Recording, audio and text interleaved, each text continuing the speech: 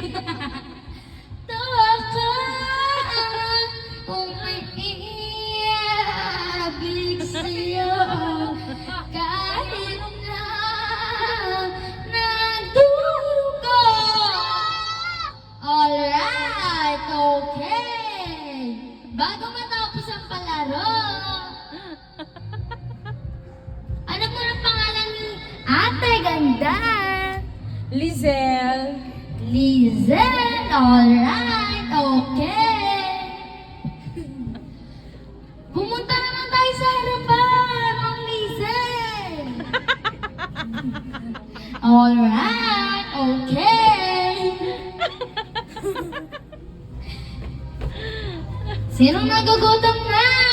Alright, okay. Bago magsimula, ano muna ang pangarap ni ate? Pangarap ko makapagtapos kayo ng pag-aaral. Bakit? Bakit? Siyempre, para maging maganda ang buhay nyo, paglaki nyo. Alright, okay. Tara, uwi na tayo.